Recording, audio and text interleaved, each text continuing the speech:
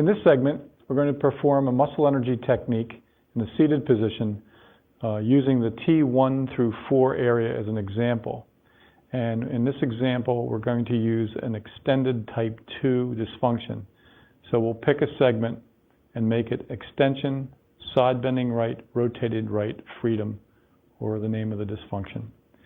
And what we basically do is use the head as a lever for these upper thoracics if you choose to do so. So what we have to do is palpate to get our center of thoracic T1, 2, and let's say I'll make this a T3 here. So I find T3 on 4. Find that interspace. And then what I'm going to do is I'm going to then bring him back to neutral. And knowing that it's an extended T3 on 4, I'm going to basically flex him to the point where flexion just makes the barrier, just meets the barrier. And in these muscle energy techniques, you don't want to get into a hard barrier, just the feather edge of the barrier. Since he's side bent right, rotated right as well, we're going to now try to meet a side bending and rotation barrier. Now the thing that's important in positioning muscle energy is you never uncouple the coupled segments. So if you start with flexion or extension, if you have to do that, then follow with the side bending rotation.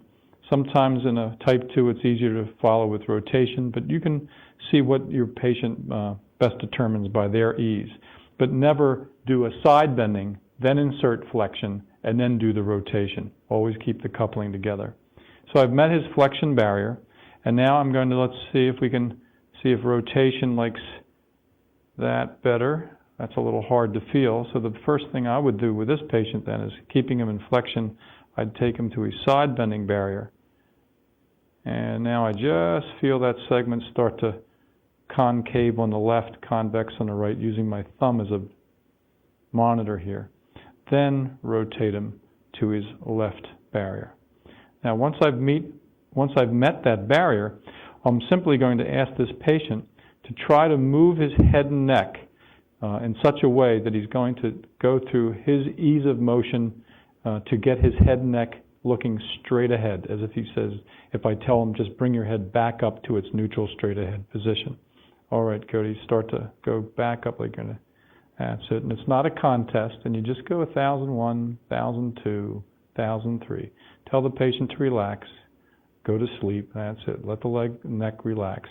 And then what I'm going to do is I want to see if there's a little bit more invitation to move towards flexion, a little more side bending to the left barrier, rotation left barrier, and say, okay, try to straighten up your head and neck, looking straight.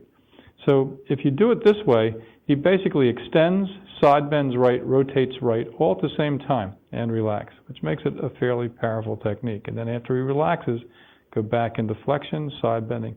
And you'll notice I'm not moving him very far because I'm using my thumb here, down here, that's wiggling. That's my monitor. I'm just trying to check the intersegmental motion at this point, not his neck range of motion, his thoracic intersegmental motion. And after I repeat this 3, 4 to 5 times, I'll then slowly bring the patient back to his neutral position. And then I'll reassess with motion testing his intersegmental motion parameters with which we used to originally find his dysfunction.